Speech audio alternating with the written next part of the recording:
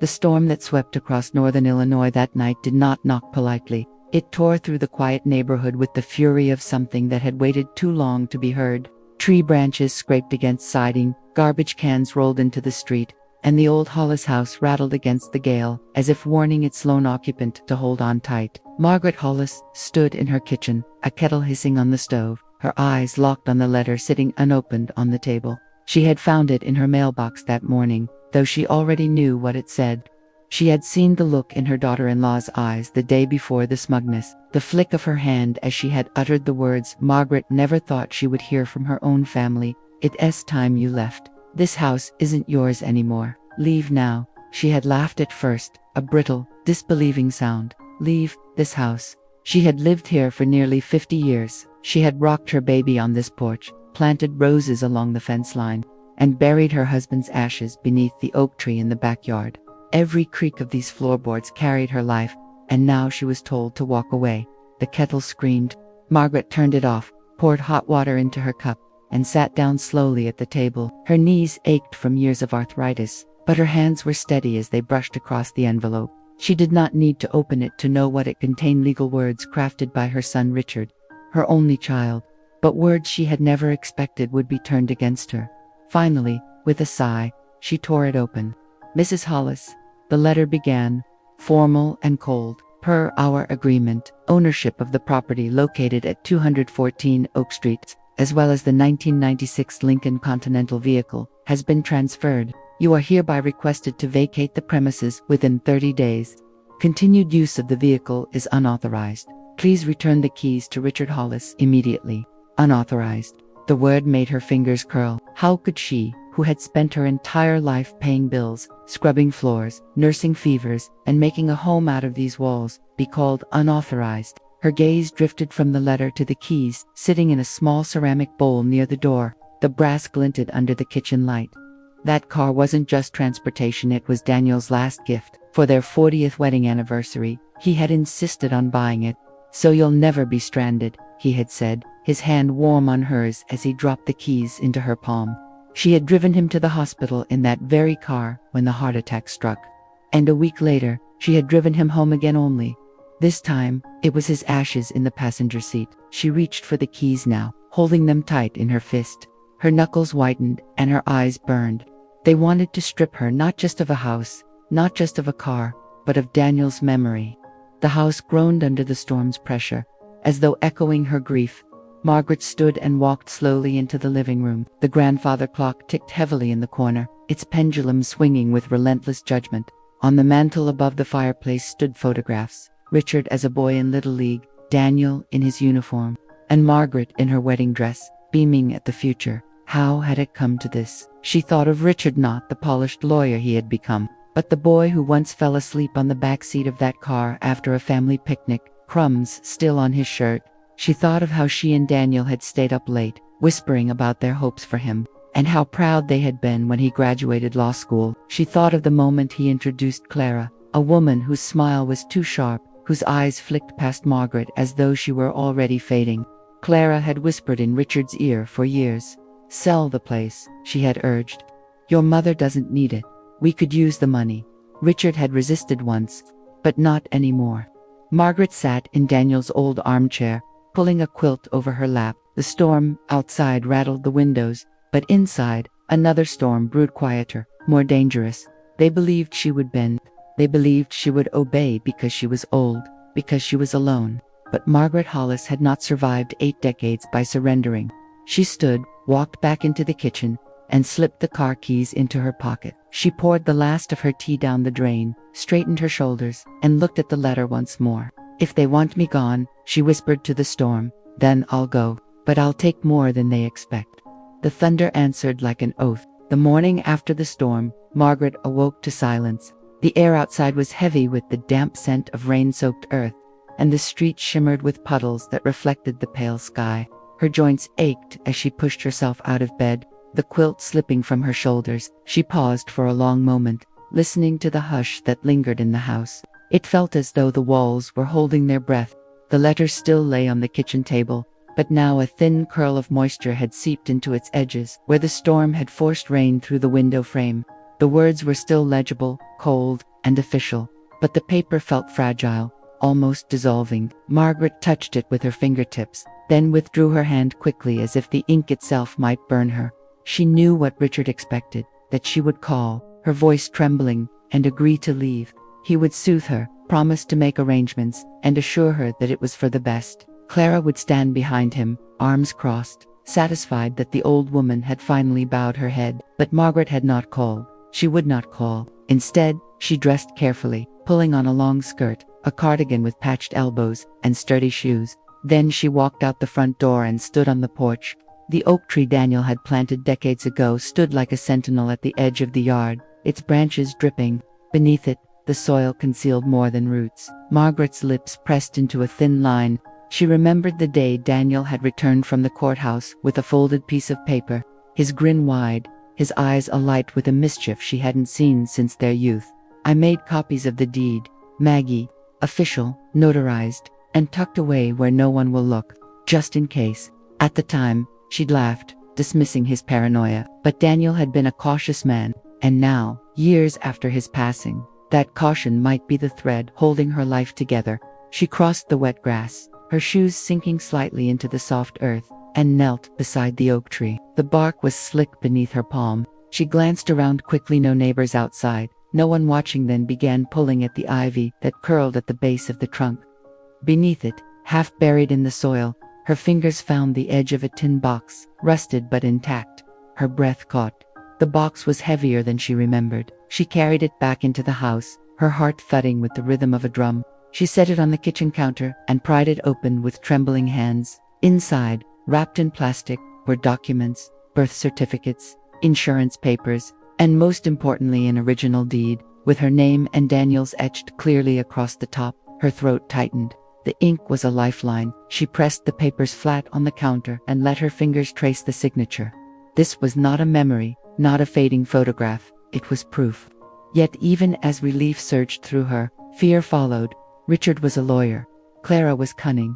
They would not accept defeat quietly. The moment they realized she had something stronger than their forged transfer papers, they would come for her. The grandfather clock chimed in the living room, startling her.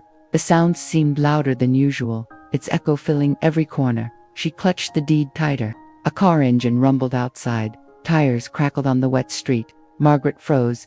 Through the lace curtain, she caught sight of Richard's silver sedan pulling into the driveway. Clara was in the passenger seat, her lips moving quickly, her expression tight. Margaret's pulse pounded in her ears. She stuffed the deed back into the tin box, slid it beneath the sink, and turned just as the front door opened without a knock. "Mother," Richard's voice called, firm and businesslike. Clara's heels clicked against the hardwood floor. "We came early," she said, her tone laced with false cheer. "We thought we'd help you pack." Margaret forced her lips into something resembling a smile, though her stomach churned. She reached for the kettle and set it on the stove, as though their arrival was no more than a casual visit. "Tea?" she asked. Her voice was steady. Richard exchanged a glance with Clara, then stepped further inside. He looked older than she remembered, lines etched around his eyes, gray threading his temples. But his expression was sharp, unreadable. "We don't want tea, Mother," he said quietly. "We just want to make sure this goes smoothly. It doesn't have to be hard." Clara's smile widened, but her eyes stayed cold. "Yes, if you cooperate, it'll be painless. You can take a few things, of course, sentimental items, but the house and the car, those are already settled." Margaret stirred sugar into her tea, the spoon clinking against porcelain. She turned slowly, her eyes locking onto Clara's. "Settled," she repeated softly. "That's a word people like to use when they think they've already won." The silence that followed was sharp enough to cut glass. Richard's jaw tightened. Clara shifted her weight, but her gaze never wavered. In that moment, Margaret realized something important. They underestimated her. They saw only an old woman, clinging to memories. They had no idea what she truly held. She smiled faintly and sipped her tea, hiding the storm rising inside her. Margaret felt the weight of the room press in on her. The ticking clock on the mantel seemed louder than ever, each strike echoing through the silence that Richard and Clara had engineered. They sat across from her at the dining room table, their files neatly stacked, their pens ready, their eyes sharpened with an authority that felt rehearsed. Richard leaned back, folding his arms, and let out a laugh that was far too casual for the gravity of his words. You have to face facts, Margaret. This house, it's not just property. It's money sitting in the ground. We already have an agent ready. She says the market in this neighborhood is the best it's been in 20 years. If we wait, prices could drop. You wouldn't want to lose money just because you're sentimental. Clara adjusted her glasses, her voice silkier but colder. Mother, the truth is, you're 73 years old. This house is too big for you. You can't maintain it.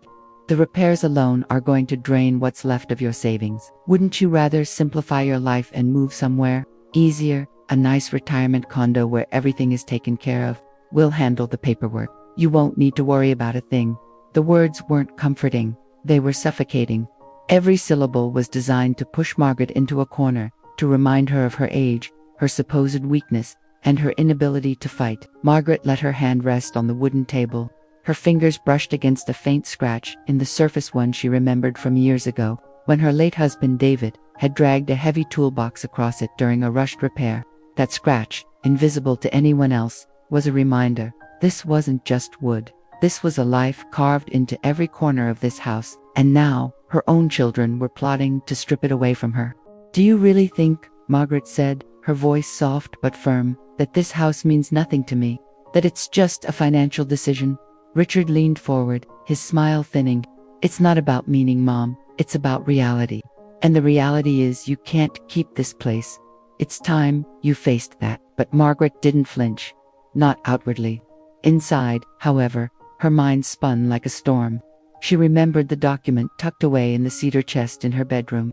The deed, not the copy her children had gotten their hands on, but the real one, the one that told a different story. They thought they held the upper hand, but Margaret knew she had a card they hadn't even imagined existed. The question was timing, when to play it. Clara slid a sheet across the table. It was already signed by them. All that's missing is your signature. Mother, once you agree, the process will be smooth. No court battles, no drama, just closure. Margaret stared at the sheet. The ink looked fresh, smug. She traced the edge of the page with her gaze but didn't touch it. And if I don't sign? She asked. Richard chuckled again, but this time it was sharper, closer to a growl. Then you'll make this harder on yourself. The will, the estate, it's already shifting in our favor. We've got witnesses lined up. People who will testify that you're not fit to handle this kind of responsibility anymore. Margaret tilted her head, studying her son like she was seeing him for the first time. Witnesses. That word burned into her chest. She wondered who they had bribed, convinced, or manipulated into siding against her. But then she thought of her own allies, the quiet neighbors, the lawyer she still trusted, and the one person who had seen the real deed years ago. They thought she was cornered. But she wasn't alone. You've already planned this out, haven't you? She said quietly. Even without me. Clara shifted in her chair, her confidence faltering for just a second. It's for your own good.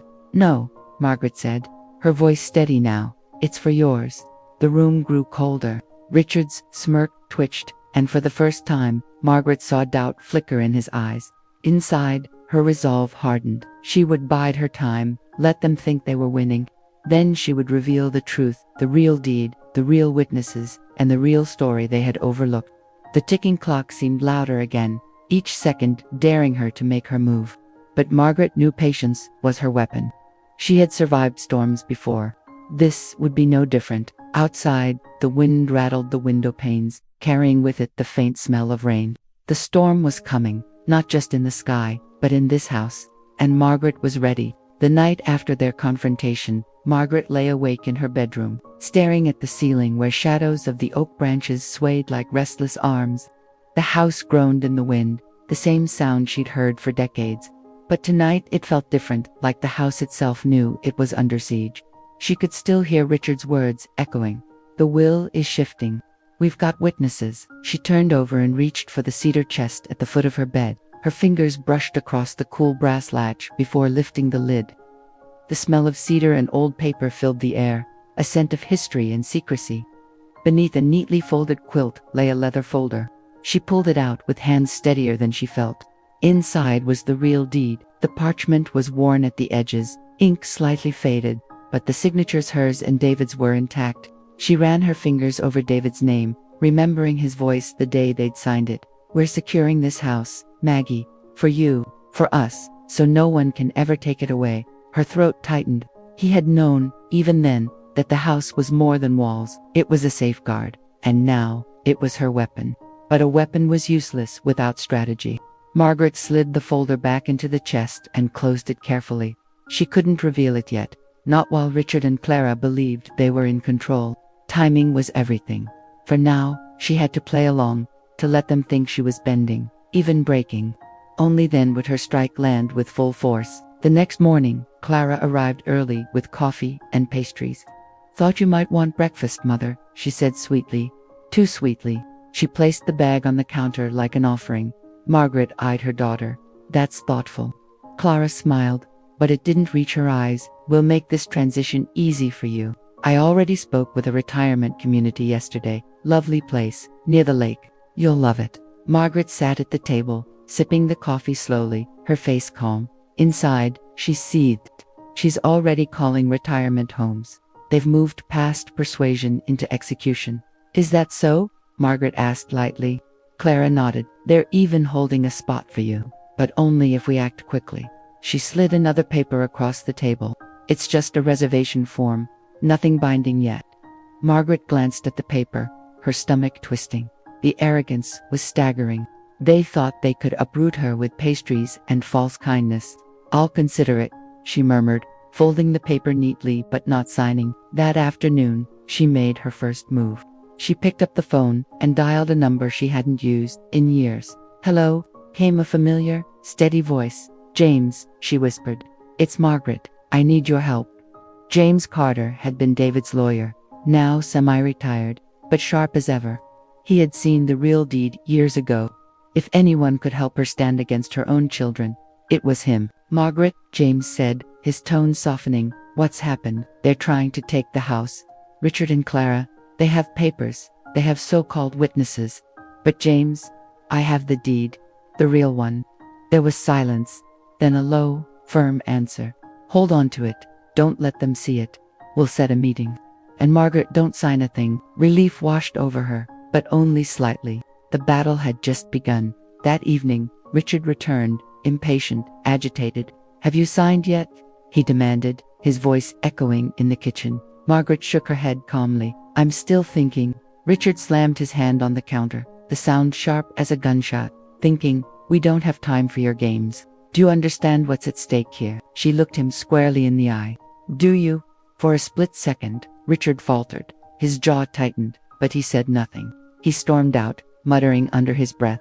Margaret exhaled slowly. The storm was closing in, but she was no longer afraid. The house, the deed, James, all were on her side. Yet as the night deepened, another worry gnawed at her. The witnesses, who were they? How far had her children gone to discredit her? She thought of neighbors, church members, even old friends who might have been persuaded. Trust was fragile, and Richard knew how to twist people. But Margaret had her own witnesses, to people who knew her mind was still sharp, her independence intact. She just had to call on them at the right time. In the stillness of her bedroom, she whispered to herself, "Patience. Let them think they're winning. Then show them the truth." And as thunder rolled outside, rattling the windows, Margaret smiled faintly. The storm was no longer something to fear. It was her ally. The following morning, Margaret moved carefully through her house, each creak of the floorboards reminding her how long this place had been her world. Every photo on the walls and every knick-knack on the shelves seemed to watch her, urging her to fight for them. She straightened one frame, her wedding picture with David, and whispered, "I won't let them take it." Her first call was to Mary Thompson, her oldest neighbor and confidant. Mary had lived 2 doors down since the 70s, and had seen Margaret through David's passing, through surgeries, and through holidays where the family didn't bother to show. If anyone could speak to her independence and clarity, it was Mary. "Margaret," Mary answered, her voice warm with recognition. "What's the matter, dear?" "I need you, Mary," Margaret said softly. "Richard and Clara are planning something. They say I'm not capable of handling my affairs, that I need to leave the house. But you know me. You know I'm still myself." Mary's pause was heavy, then fierce. "That's nonsense. You're sharper than half the people I know. If they're trying to bully you, I'll stand by you. You have my word." Margaret's heart lifted. That was one. She spent the afternoon calling others, her pastor, an old coworker, even the mailman who still saw her walking to the end of the drive every morning without fail. Slowly, she built a circle, her own witnesses, to counter theirs. Every yes filled her with strength, with the knowledge that she wasn't as alone as Richard and Clara wanted her to believe. Meanwhile, Richard returned, his impatience boiling over. He barged into the kitchen, dropping a thick manila envelope onto the table. "Legal drafts," he announced. "I had them prepared. This isn't a debate anymore." Mother Margaret opened the envelope slowly. Inside were glossy documents, printed with official seals. They looked intimidating, but she could see the flaws. No signatures yet. No finality. "You think you can scare me with paper?" she asked evenly. Richard's nostrils flared. "I think you're making a mistake. You don't understand the financial strain we're under. Clara's medical bills, my business debt. This house could solve everything." There it was. The truth slipped out, bitter and selfish. Margaret's lips pressed into a thin line. "So this isn't about my well-being. It's about your convenience." Richard opened his mouth, then shut it. His silence was as good as admission. Clara, who had followed quietly behind, spoke up in a trembling voice. "Mother, please. We need this. We've sacrificed so much for you." Margaret turned to her daughter, her eyes narrowing. "Sacrificed? You've barely visited unless you wanted something. Don't you dare dress greed as sacrifice." The air crackled with unspoken rage. Richard slammed the folder shut and stormed toward the door. "This ends soon. With or without your consent." Margaret waited until the door shut, then sat at the table, her pulse steady. She wasn't afraid anymore. Their desperation was their weakness. That evening, James Carter called back. "I've reviewed the deed you described, Margaret. If it's the same one I saw years ago, it's airtight. But we'll need more than just the paper. We'll need testimony. Witnesses who can vouch for your mental capacity." Margaret smiled faintly. "I've already started gathering them." James chuckled. "You always were one step ahead. Good. We'll need to schedule a formal meeting, perhaps even a court hearing, depending on how far Richard pushes. But you mustn't let them know what you have. The element of surprise is your shield." Margaret promised she'd keep the deed hidden, but she also knew time was running short. Richard was reckless, Clara was easily manipulated, and both were driven by greed that grew by the day. The next morning, she took a walk through town. The cool Colorado air bit at her cheeks as she moved down Main Street. Cane tapping lightly against the pavement. Heads turned, familiar faces waved. She wasn't some fragile recluse. She was still a part of this community, still alive, still herself, and she would prove it. At the cafe, she met with Pastor Daniel. Over steaming mugs of tea, she explained what was happening. His eyes darkened. "They're trying to strip you of your dignity, Margaret, but you have more fight in you than they realize. I'll stand by you in court if I must." Gratitude swelled in her chest. That was another witness secured. By the time she returned home, the sun was sinking behind the mountains, painting the sky in streaks of orange and violet. She felt tired, yes, but stronger than she had in weeks. Each ally was a brick in her wall of defense. Each vow of support a reminder that Richard and Clara weren't as powerful as they believed. But as she stepped into the house, she noticed something that made her blood run cold. The cedar chest at the foot of her bed was slightly ajar. Her hands trembled as she rushed forward. The lid creaked open wider, revealing the quilt still folded neatly on top. She pulled it back. The leather folder was there but shifted, not where she had left it. Someone had been in her room. Margaret's chest tightened. Had Richard come while she was out? Clara, had they found the deed? She opened the folder with shaking hands. The deed was still inside. Relief flooded her, but unease lingered. If they knew where it was only a matter of time before they tried again. She pressed the folder close to her chest, whispering to David's memory, "They think they're clever, but they don't know me." The house groaned in the wind, and for the first time in weeks, Margaret smiled not from peace, but from defiance. She was ready for the storm to break. 2 days later, Richard returned, but this time he didn't bother with politeness. He barged into Margaret's house without knocking, dragging Clara behind him. His eyes darted around the living room, as though he were searching for something specific. Margaret sat calmly in her chair, a knitted shawl over her shoulders, watching him with the unblinking patience of someone who had already predicted this move. "You've left us no choice," Richard said, his voice sharp as a blade. "We're moving forward, whether you like it or not." Margaret tilted her head. Is that why you rifled through my bedroom the other day? Did you think I wouldn't notice? Richard froze, his bravado faltering for a second before he recovered. I don't know what you're talking about. Clara's lips tightened. She looked guilty, as if she had known Richard's intrusion was wrong but had gone along with it anyway. Margaret leaned forward, her eyes glinting. You may fool yourself, Richard, but you don't fool me. And soon, you won't fool anyone else. For the first time, Richard looked unsettled. He turned away, muttering, We're not here to argue. He pulled out the same manila folder he had shown earlier, this time with more pages clipped inside. These are the guardianship petitions. We'll submit them this week. Margaret didn't flinch. Instead, she reached for her phone on the side table and pressed a button. Say hello to James Carter, she said. Richard blinked as a clear voice echoed through the speaker. Good afternoon, Richard. Clara, I'm Margaret's attorney. Clara's hand shot to her mouth. Richard's face drained of color. She has counsel, he hissed. You didn't think I'd just roll over, did you? Margaret asked, her voice calm, almost amused. On the other end of the line, James spoke firmly. I've reviewed the deed to this house. It is in Margaret's name alone. Any attempt to claim otherwise will be challenged in court. I also have multiple witnesses lined up to testify to her competence. If you move forward, you'll be exposing your motives for what they are financial, not protective. The silence in the room stretched taut. Richard's jaw worked furiously, but no words came out. Clara shifted uncomfortably, her cheeks blotched red. Finally, Richard snapped. You can't keep this up forever. You're old, Mother. You'll slip eventually, and when you do, we'll be ready. Margaret stood, slow but steady, and met her son's glare head-on. If that's the life you want waiting for me to falter, circling like vultures, then so be it. But you will not steal what your father and I built, not while I breathe. The venom in Richard's eyes was unmistakable.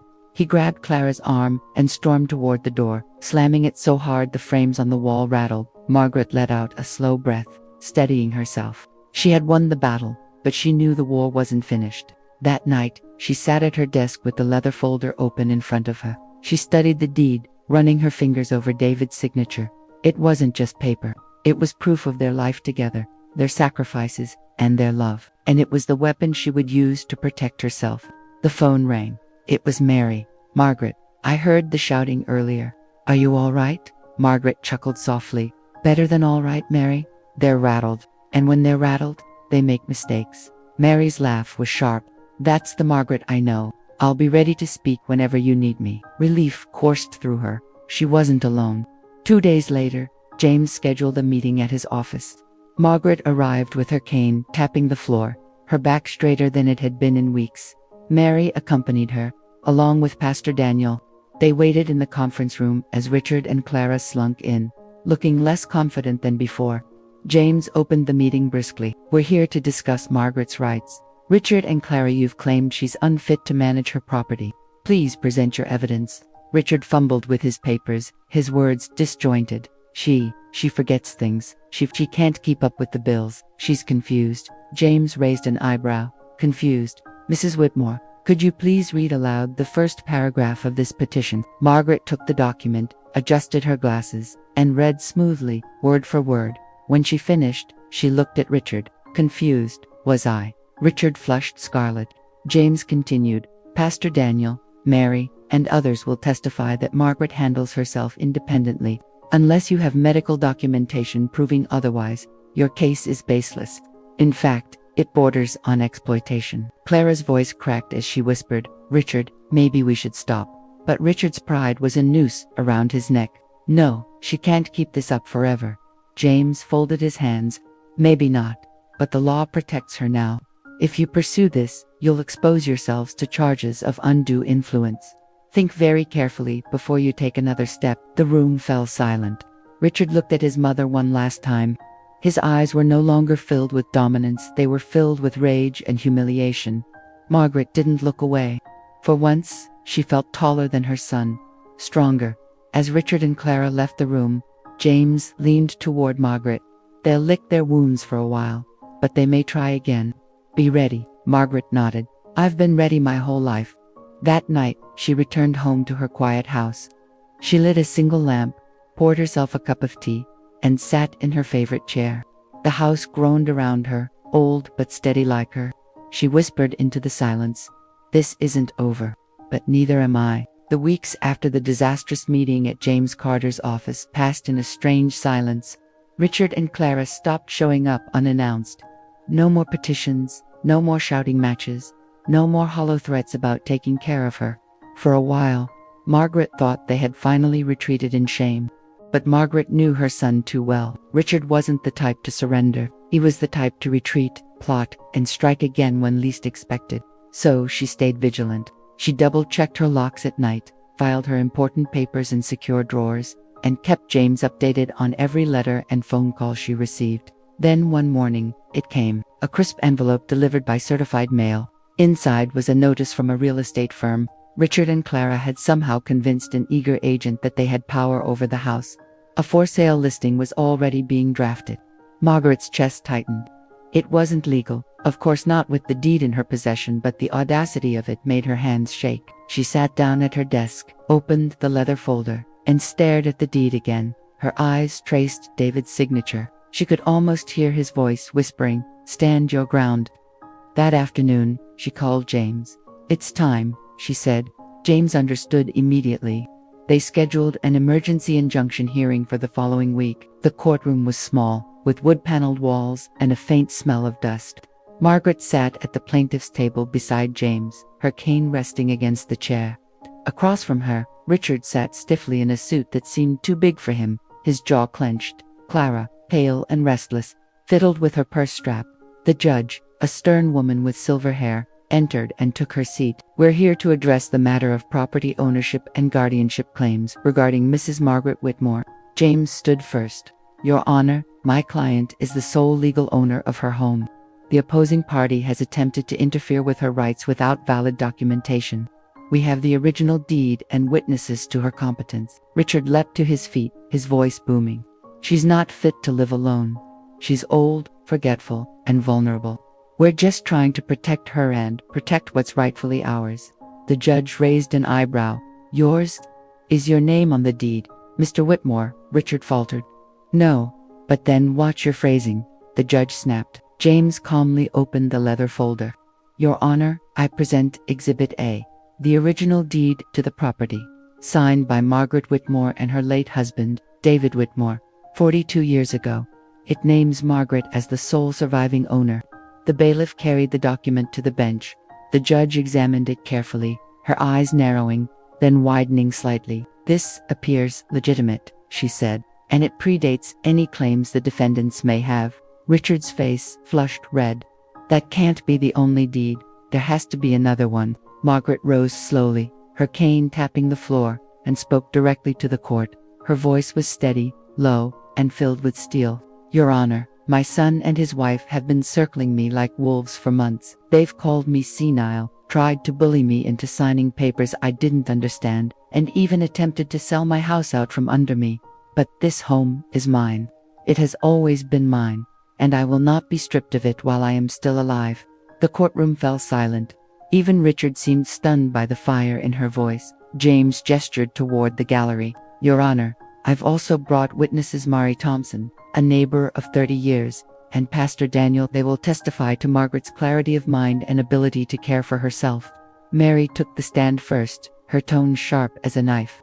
"Margaret is sharper than I am most days, and I'm not the one being dragged through court. Richard should be ashamed." Pastor Daniel followed, offering calm but firm words about Margaret's independence and dignity. By the time they finished, Richard's case had unraveled like wet paper. The judge leaned back in her chair, tapping her pen against the desk. Finally, she spoke. "This court finds that Mrs. Margaret Whitmore is fully competent and the sole legal owner of her property. Any attempt by the defendants to sell or seize her home will be considered fraud and punished accordingly." She fixed Richard with a hard stare. "Sir, if you continue this harassment, you may face criminal charges. Do I make myself clear?" Richard's lips moved, but no sound came out. He sank back into his chair, defeated. Clara's eyes welled with tears. Margaret exhaled slowly, relief flooding her chest. She had won not just the battle, but the war. After the hearing, Mary and Pastor Daniel hugged her tightly. James shook her hand and whispered, "You did it, Margaret. They can't touch you now."